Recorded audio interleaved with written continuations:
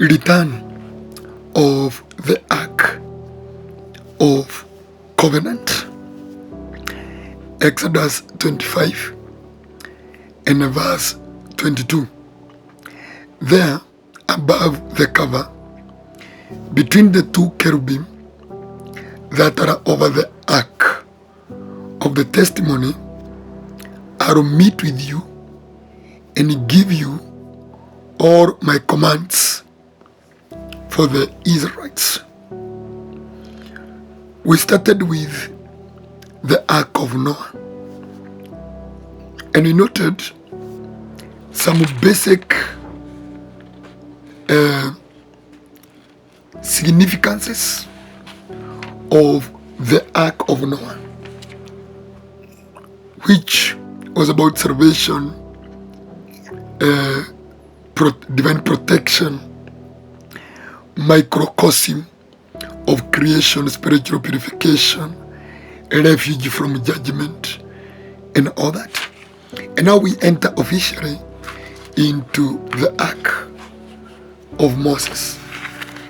Not necessarily belonging to Moses, but it was introduced through the ministry of Moses. Why did God,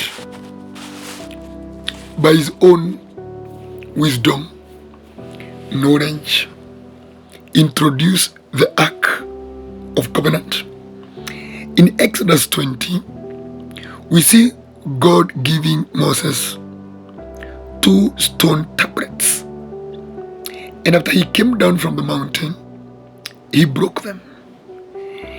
And he was instructed by God to chisel 2 stone tablets, come up to the mountain, and the Lord would write on them as he had written in the previous ones. Remember, the original ones had been chiseled by God, but the second type was chiseled by Moses to pay for his reaction to the idol worship of the people. They were worshipping the calf idol. It was a god in Egypt. But now, the Lord says in Exodus 25 and verse 10, have them make a chest of wood, and it was called an ark. So why did God command the ark to be created? From this story, Exodus 25, verse 10 to 22, especially in verse 22, it was number 1, for meeting with God. The Lord told Moses, I will meet with you there. Number 2, for hearing God speaking. And I will give you all my commands for the Israelites. So 2 major significances of the Ark of Covenant as per this text is to meet with God, for ease of meeting with God, and 2, for ease of hearing God speaking. Get it this way. The Ark of the Covenant was a foreshadow. It was pointing to a certain reality in God. Of course, many people know it was pointing to Jesus Christ, the Ark of the Covenant. But I would like us to highlight the materials that made the Ark of Covenant, or the materials that make the Ark of Covenant, because we are speaking about the return of the Ark of the Covenant. Number 1, it was made of acacia wood in verse 10. Acacia wood today would stand for what? It stands for humanity dimension, that it speaks of incorruptibility or sinlessness. So if you want to return the Ark of the Covenant of God, it will require incorruptibility. You know, a situation whereby you are completely sinless. because acacia wood was speaking of the humanity. Then it was overlaid with pure gold, speaking or pointing to the deity nature of God, that is Christ.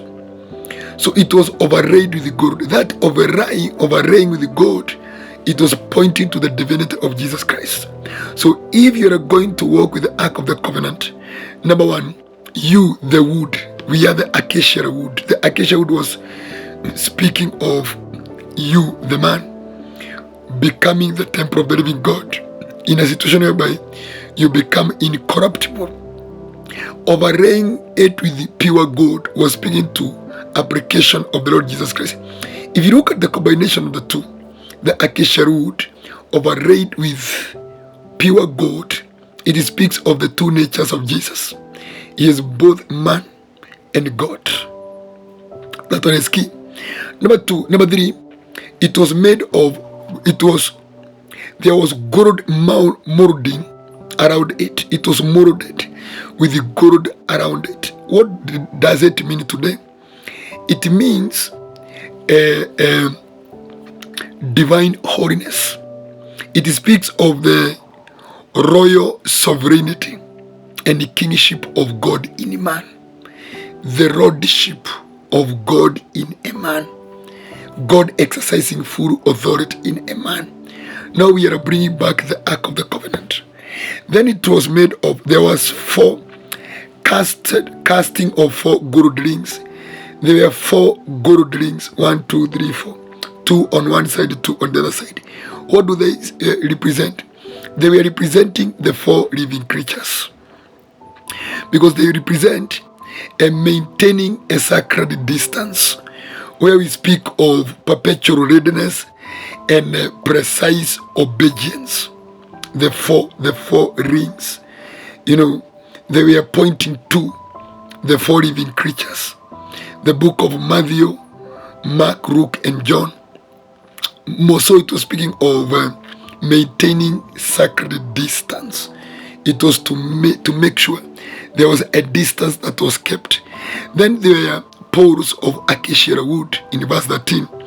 Poles of acacia wood. So what does that stand today for?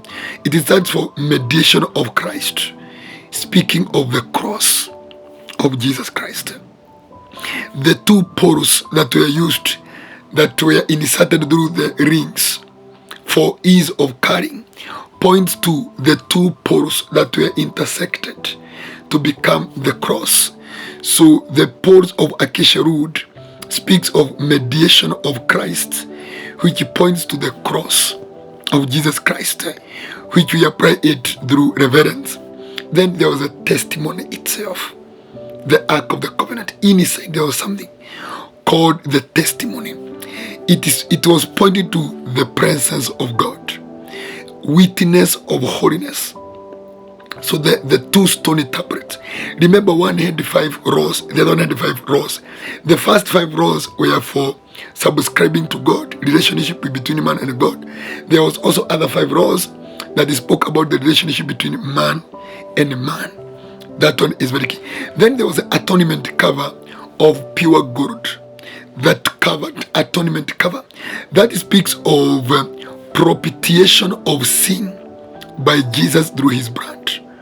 And the atonement cover, it was pointing to the mercy seat, God's mercy. It was pointing to God's mercy, which speaks of the propitiation of sin by the Lord Jesus Christ through his blood.